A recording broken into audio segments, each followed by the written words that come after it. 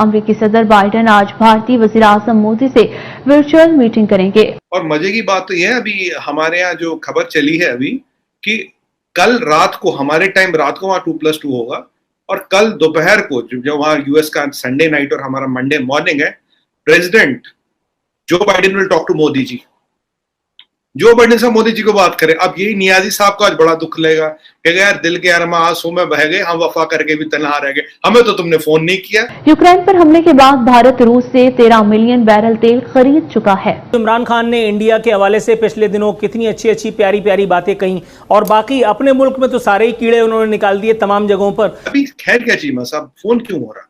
Phone इसलिए हो रहा कि दोनों कंट्री समझ गए कि रशिया यूक्रेन के लफड़े को लेकर हमारे रिलेशन न बन सकता न बिगड़ सकता। और पाकिस्तान के सिक्योरिटी के और काउंटर इंटेलिजेंस के इदारे सत्तू पी के सो गए हैं। आई मीन ये कैसा मजाक है? तो पाकिस्तान की मिसाल आने वाले दिनों में आपको उस बकरे की नजर आएगी कि जिसको ये सारे मिलकर भंबोड़ रहे होंगे। IMF कौन चलाता है, कौन ये कर्ज देता है, ये भी तमाम आवाम को पता है। और इसके साथ साथ जो आलमी बैंक है वो आपको पता है चौथी किस्त जो है वो खटाई में पड़ चुकी है। मैं देख रहा था कि राजनाथ सिंह साहब जो हैं वो तो बता रहे हैं मैं 6 दिन 7 दिन के लिए वॉशिंगटन जा रहे हैं और 2+ भारत की तरक्की से जलता हुआ दिखाई दे रहा है। दोस्तों, जैसा कि आप सब जानते हैं कि इमरान खान जब पीएम था तब उसने बहुत सारी कोशिश की थी कि वो बाइडेन के साथ या फिर ट्रंप के साथ फोन पर एटलीस्ट बात कर सके, पर यूएस ने पाकिस्तान की बेइज्जती करते हुए इमरान खान को फोन तो बिल्कुल ही नहीं किया, बल्कि इमरान खान ने जब किसी प्रेसिडेंट को फोन किया तो उन्होंने उसका फोन तक नहीं उठाया। ये सारी चीजें कहीं ना कहीं बताती है कि यूएस की नजरों में पाकिस्तान की औकात बहुत थोड़ी सी है। वहीं एक बार फिर पाकिस्तान मीडिया भारत और पाकिस्तान की तुलना करने की बेवकूफ़ी कर रहा है। वहीं दूसरी ओर अगर हम भारत और यूएस के रिश्तों की बात करें तो यूएस और भारत के पीएम जो है वो लगातार मिलते रहते हैं, फोन पर बातें भी होती रहती है। इतना ही नहीं, आने वाले कुछ समय में यूएस के प्रेसिडेंट और भारत के पीएम मोदी की एक बार फिर से बैठक होने वाली है। ये चीजें बता रही है कि भारत का कदम पूरी दुनिया में कितना ऊंचा उठ चुका है और जाहिर सी बात है कि इसकी वजह से पाकिस्तान मीडिया को, पाकिस्तानियों को बहुत ज्यादा तकलीफ हो रही है। इस विषय को लेकर पाकिस्तान मीडिया में क्या चर्चाएं हो रही है वो देखने के लिए शुरू करते हैं इस वीडियो का अगला भाग। समझ पे भाई, मैं देख रहा था कि राजनाथ सिंह साहब जो हैं वो तो बता रहे हैं मैं 6 दिन 7 दिन के लिए वॉशिंगटन जा रहे हैं और 2+2 डायलॉग हो रहा है। ये क्या हो रहा है? अब फिर आ गया 2+2। देखिए, अगर वाकई कोई स्थिति खराब होती तो पहली चीज से 2+2 डिले होता, डिले हुआ नहीं, अपनी जगह पे जा रहा है। और मजे की बात तो यह है, अभी हमारे यहाँ जो खबर चली है अभी कि कल रात को हमारे टाइम रात को वहां 2+2 होगा और कल दोपहर को जो वहां यूएस का संडे नाइट और हमारा मंडे मॉर्निंग है, president Joe Biden will talk to Modi ji. Joe Biden साहब मोदी जी को बात करें। अब यही नियाजी साहब को आज बड़ा दुख लगेगा कि यार दिल के अरमा आंसू में बह गए, हम वफा करके भी तन्हा रह गए, हमें तो तुमने फोन नहीं किया। ये आपकी क्या कहते हैं उर्दू में उसकी, ये आपकी दिल लगी हमें पसंद नहीं आई। चलिए कोई बात नहीं, तो मोदी जी से फोन कर रहे हैं। अभी खैर क्या चीमा साहब, फोन क्यों हो रहा? फोन इसलिए हो रहा कि दोनों कंट्री समझ गए कि रशिया यूक्रेन के लफड़े को लेकर हमारे रिलेशन न बन सकता न बिगड़ सकता। India did not change its position. 2+2 हो रहा, मोदी जी से बात हो रही है, तो इसका मतलब है। और आज एक स्टेटमेंट आया भाई, for free Asia Pacific, for economic, for trade, for development, technology transfer, कोविड-19 और जो पीपल टू पीपल कॉन्टैक्ट है, इसके संदर्भ में for this in this context 2+2 will happen and president Biden is going to talk to prime minister Modi. तो वो जो यूक्रेन वाला मसला था तो साइड हो गया। अब दिलीप सिंह साहब अपने निकल गए। अब देखिए, अगर हमारे यहाँ चीमा साहब एक बड़ी अच्छी वो होती है कि अगर उन्हें यहाँ की नौयत समझ आती, अगर उन्हें यहाँ की जहनियत समझ आती तो उनको यहाँ आना ही नहीं चाहिए था। पर ठीक है, अब देखिए, अब जो इस कारपेंटर ने पुतला बनाया, अब बाबूजी तो बोलेगा तू हो आया, तेरा पुतला कुछ नहीं करा, तू हो आ, तो तू जाके बात करा डायरेक्ट। अब वो भी वापस निकल गए।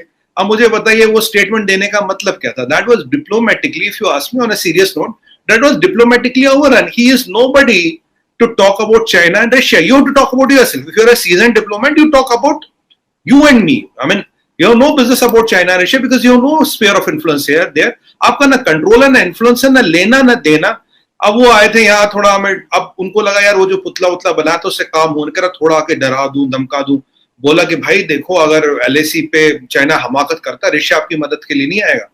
उसी दिन हमने शायद बात भी की थी इसमें चीमा साहब, और 2 घंटे में उनके ये जो स्टेटमेंट आया था सो कॉल्ड, उनके 2 घंटे में निर्मला सीतारमण जी ने क्लियर बोल दिया, फाइनेंस मिनिस्टर ऑफ इंडिया। ये तो डिप्टी NS है, तो सीतारमण जी तो कैबिनेट मिनिस्टर है, फाइनेंस मिनिस्टर है।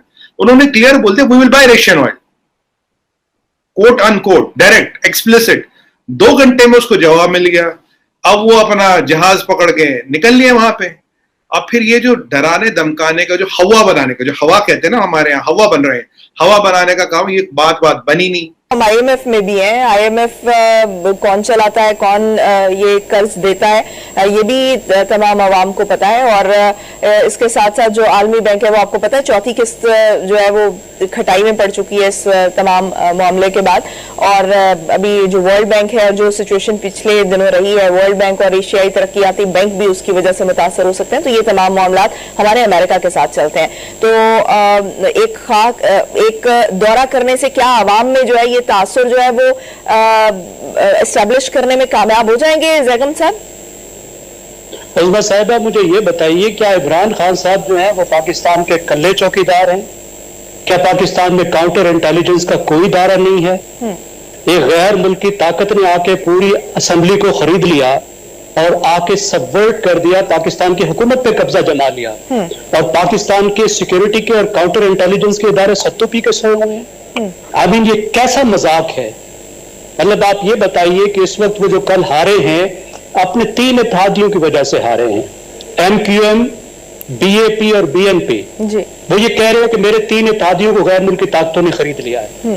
तो क्या उन्होंने FIA में जाके केस रजिस्टर किया? ये तो बहुत बड़ा ट्रीजन का केस है कि पाकिस्तान की सियासी जमातों ने, जो उनकी इत्तेहादी थी, उन्होंने गैर मुल्की ताकतों से पैसे लेके उनकी हुकूमत गिरा दी। I mean, what is this nonsense? वो एक इत्तेहादी हुकूमत में थे और उनकी जो अपनी पार्टी थी वो एक अकलियती पार्टी थी। सिंपल सी बात है, उनकी पार्टी की मेजॉरिटी नहीं थी, उनके साथ दूसरी इत्तेहादी जमातों को मिलाया गया। उनके अपने तो छोड़ ही दीजिए, वो जहाजों वाले छोड़ दीजिए, जो 55 बने बनाए MNA उनको मिले थे, जो बाहर से तोहफे में मिले थे, पहली दफा उनके पास आए थे, उनको भी छोड़ दीजिए। ये 3 पार्टियां उन्हें कैसे मिली थी ये भी हमें पता है, ये किसने उनको मिलवा के दी थी। अब एक ऐसी गवर्नमेंट जो पार्लियामेंट्री सिस्टम में जो कोलिशन गवर्नमेंट होती है, जो अक़लियती हुकूमत होती है, वो सारी दुनिया में अनस्टेबल होती है। वोटिंग से मुताल्लिक सवाल किया एक सहाफ़ी ने असद कैसर पर, तो उन्होंने निहायत शुस्ता ज़बान में एक सकील सी गाली दे डाली। वो वीडियो वायरल है इस वक्त भी इंटरनेट पर। आपके ख्याल में फ्रस्ट्रेशन इस लेवल तक आ गई थी कि सहाफ़ियों को गालम गलोच तक देना पड़ गई? तो आपने फरमाई कि गाली जो उन्होंने दी असद कैसर साहब ने, मैंने पहले भी आपसे गुजारिश की कि अल्लाह ने करम किया कि हमारा ये जो गाली गलोच का, बदतमीजी, बद इखलाकी का